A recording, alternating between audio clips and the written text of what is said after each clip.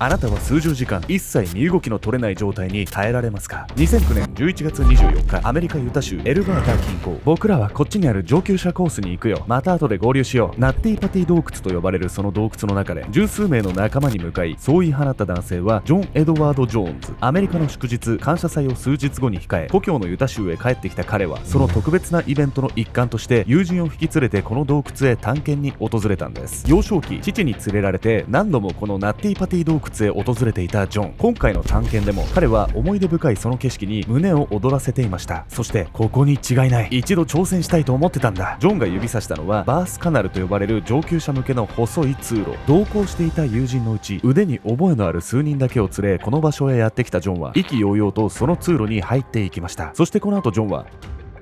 27時間もの間その通路に挟まって出られなくなってしまうんです。洞窟の奥深くで一切身動きが取れなくなってしまった男性。数十時間そのままの状態を強いられた彼の運命は、あなたはどこに危険が潜んでいるかわからない状況で、自分だけは大丈夫だと油断していませんか？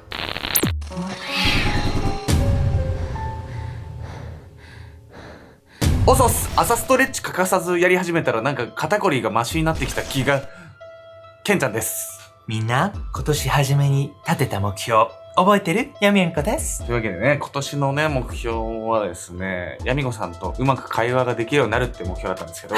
何年目なのよ、私。未だにね、まあね、今年もね、まだね、あと25、6日ね、ありますんでね、まあギリギリ叶うかなと思ってね、ライブ配信もちょっとやりながらね、皆さんでジャッジしていただければと思います。はい、本日は絶望的状況下に置かれた人々を考察する企画、あなたならどうする？第2回目のね、本日ご紹介するのは、アメリカユタ州の洞窟のね、通路から何十時間も抜け出せなくなってしまった男性のお話なんです。一人ででしょ、孤独で仕方がないでしょ、そのしかも。抜け出せるかどうかなんてわからない状況で、恐怖で怯えてたんじゃないの、ずっと。自分がこう同じ状況下だったらどう思うのかっていうのをね、ぜひ皆さんもね、考えながらね、見ていただければと思うんですけど、今回男性が挑戦した通路っていうのは、多くの観光客や探検家がね、通過していたコースだったんです。ではなぜ彼が通路に挟まってしまったんでしょうか？同じ状況に立たされた時、あなたならどうしますか？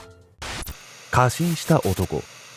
2009年11月24日、アメリカユタ州エルバータ近郊。懐かしいな。小さい頃は父さんに連れられてよく来たんだ。ユタ州の人気スポットナッティパティ洞窟を進みながらそう話す男性はジョン・エドワード・ジョーンズ。医学生の彼はバージニア州で暮らしていましたが、アメリカの祝日感謝祭を目前に控え、故郷のユタ州へ帰郷。集まった家族や友人計11人を引き連れ、羽を伸ばしにこの洞窟を訪れていたんです。そして実はジョンはこの帰郷に際し、両親や友人に特別な報告をしていました。来年新しく子供が生まれるんだ。そう、ジョンの妻は現在妊娠中。1歳の娘に加え、ジョンはもうじき2児の父になろうとしていたんです。家族や友人たちに祝福されながらの洞窟探検は彼にとって記念すべき出来事となるはずでした。そんなめでたいイベントだったのに、よりにもよってそんなタイミングで遭難しちゃうってさ、奥さん気が気じゃないでしょうね。何よりね、ジョンはね、この洞窟に慣れ親しんでいたので、今回もね、いい探検になるんじゃないかっていうね、期待もあったんです。ナッティパティ洞窟は数百年の時間をかけ、地下水の流れで作られた複雑な地形が特徴の洞窟。様々な鍾乳石や珍しい岩石を見物しに年間5000人以上の観光客が訪れていました。ほとんどのコースが初心者向けで、洞窟探検の経験がなくてもとっつきやすいのも人気の理由。とはいえジョンの目的はほとんどの人が向かう初心者向けのコースではありません。なあ、今日はバースカナルに挑戦してみようぜ。ジョンの言うバースカナルとは、大人一人が張ってようやく通れるぐらいの通路で、ナッティパティ洞窟の中では最も上級者向けとされているコース。子供の頃からこの洞窟に慣れ親しんでいたジョンは、大人になった今なら最難関コースも踏破できると考えたんです。ここから彼は弟のジョシュと腕に覚えのある友人2人を連れ、他の面々とは一度別れてバースカナルへ向かいます。洞窟探検ってさ、日本で鍾乳洞的な景色を楽しむレジャーみたいなやつかと思ったけど、スポーツみたいじゃない？そうなんです。洞窟探検はね、海外ではケービングと呼ばれていて、趣味とかね、遊びってよりはもうスポーツのね、一種目みたいになってるんですよ。というわけで本日のメトラキーワード、ケービングについて。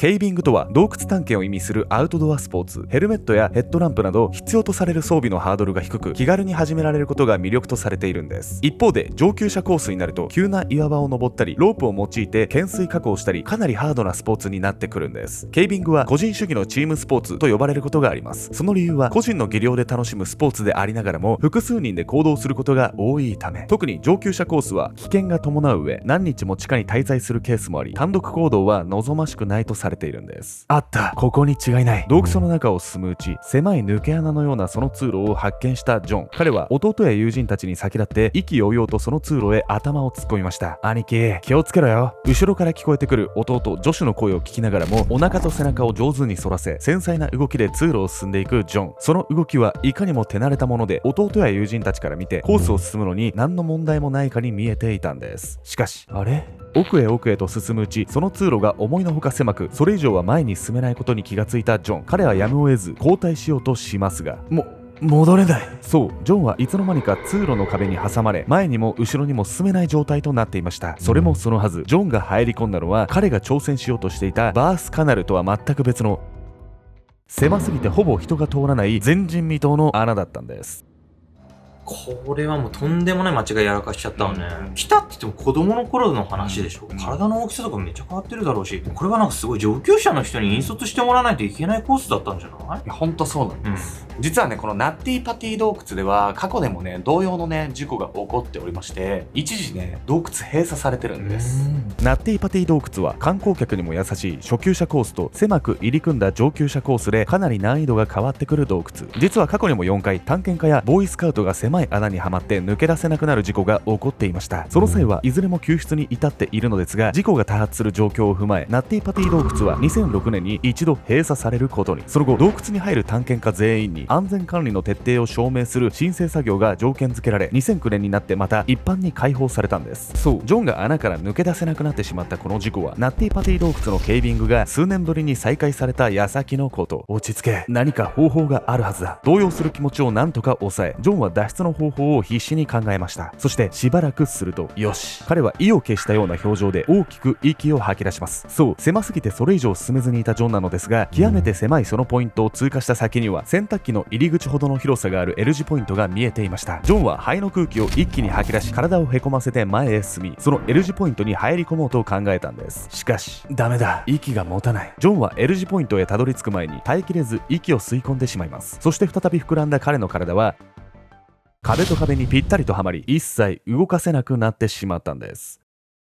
兄さん、どうしたんだ？ジョンの後を追いかけてきた弟ジョシュはすぐにその異変に気がつきました。彼はジョンの足を引っ張り、その体を引き上げようとするんですが、逆さづりになっていたジョンの体は動かそうとするたびに深みにはまっていき、事態は悪化するばかり。なんとか動かせていた腕も胸と壁の間に挟まり、完全に動かない状態に。すぐに助けを呼んでくる。弟ジョシュは急いで引き返すんですが、ジョンがはまってしまったその場所は入り口から120メートル奥のさらに地下へ30メートル進んだ地点。複雑に入り組んだその洞窟の奥地へ救助隊が機材を運び込むには相当な時間を要します。そう、ジョンはここから逆さづりで身動きも取れない状態のまま何時間も救助を待ち続けなければならないんです。狭い通路にね、挟まってしまって、引っ張っても動かなくなってしまったジョン。この動画をね、見ている皆さんはね、一体どんな方法でジョンが救い出されると思いますか？挟まって身動き取れないでしょ。ガブってやっても血を出して、バーンって巨人になるしかない。いや、エレンかお前。俺が滑ったみたいになってるじゃん。俺が滑ったみたいになってるじゃん。さてね、救助隊が出した答えはいかに？希望を捨てない人。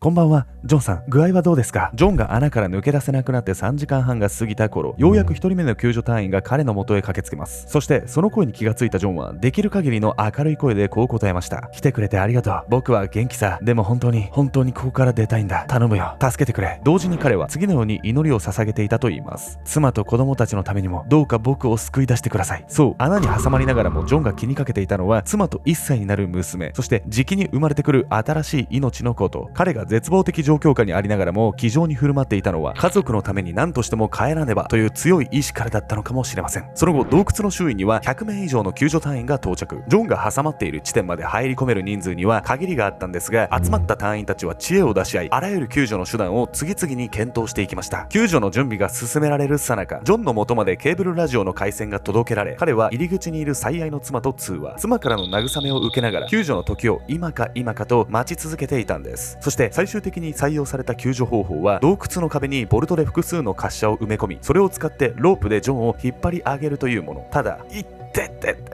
ジョンは穴から足だけを出した状態のため、ロープは足に結ばざるを得ず、一点に負荷がかかった彼の足は引っ張り上げるたびに激痛が走ります。そのためロープを引き上げる作業は何度も中断を挟みながら慎重に進められていったんです。そしてそれはジョンが穴にはまってから約20時間が経過した頃、どうも、具合はいかがですか？そう声をかけた救助隊員の視線の先には疲れ切ったジョンの顔が。最悪です。足が死ぬほど痛い。そう、救助隊員が8人がかりでロープを引っ張り続けた結果、ジョンはそのうちの1人と顔を合わせて会話できるくらいの地点まで引き上げられていた。ジョンも口では文句を言いながらも、好転していくその状況にうっすらと笑みをこぼしていた。あと少しの辛抱ですからね。そう、すべて順調に進んでいた。そしてこの後、ついにその時が訪れる。よし、もう一息だ。このまま慎重に引き上げるぞ。そう言うと、8人の救助隊員は再びロープを握る手に力を込め直した。次の瞬間、一瞬の出来事にその場にいた全員が言葉を失った。洞窟内に響いたその音は、ジョンが元いた場所まで落下する音だった。何時間も引き上げたのになんでまたも同じ場所まで落っこっちゃうのよ。長時間のね、救出作業に器具の方がね、もう限界だったんですよ。ジョンが元いた場所に落下してしまった原因は、洞窟の壁に埋め込まれていた滑車のうち一つが外れてしまったため。身長180センチ、体重90キロのジョンを長時間支え続けた結果、洞窟の壁は削れ、滑車を止めていたボルトが弾け飛んでしまったんです。この他、救助隊はジョンの周辺の岩をドリルで削る作業も試みるんですが、彼がハマっている地点はあまりに狭く、作業は難航。結局はほとんど何もできないまま、ジョンが裂け目にはまってしまってから24時間以上が経過してしまうんです。彼の体力はもはや限界を迎えており、救助隊員もこれ以上の作業は諦めざるを得ませんでした。人間は逆さずり状態になると脳に血流を送り出すため、心臓に通常の2倍の負担がかかるとされているんです。そんな状態を丸1日も強いられたジョンは正気を保つのもやっとの状態。救助隊員は彼に鎮静剤を注射し、せめて安らかに最後の時を迎えられるように見守ることにしたんです。こうして事故発生から約27時間後の2009年11月25日の深夜0時前、ジョンは心肺停止。26年の短すぎる生涯に終止符を打ったんです。ジョンの死後、彼の家族は最善の努力を尽くしてくれた救助隊の人々に心からの感謝を告げました。いや、これもう自分はこの洞窟知ってるって過信して、どんどんね、自分勝手に入っていっちゃったのはもういけないことだったのかもしれないけど、どんなに辛い状況だとしてもなんか気丈に振る舞ってたっていうのはすごい感服したというか感心させられたわね、この人。ジョン自身ね、家族への愛が深い人だったんで、家族をね、心配させまいとしてね、最後までそういった振る舞いをしていたんじゃないかなと思いますよ。結局ジョンの遺体の回収は困難とされ、そのまま洞窟内に残されることに。同時にナッティパティ洞窟は封鎖されることになり、事故の教訓とジョンへの追悼の意を込めたその決定に遺族も納得の上で合意したんです。こうして事故から1週間後、ナッティパティ洞窟の入り口にコンクリートが流し込まれ、洞窟は永久に封鎖。同時にその入り口にはジョンの遺族によって彼の似顔絵入りのプレートが飾られました。ジョンが誤って危険なコースに迷い込んでしまったのは、自身のケイビングの実力に過信があったため。ナッティパティ洞窟が封鎖されたことも踏まえ、彼は身を挺して非日常の場面で油断することの危険性を再認識させてくれたんです。ケイビングに限らず、スポーツ中の怪我や海外旅行中のトラブルなど、油断から生まれる危険は僕らにとって身近なあらゆる場面に潜んでいるんです。今回のような過去の事故から学び、同じ過ちを繰り返さないことが今を生きる僕たちの務めなのではないでしょうか。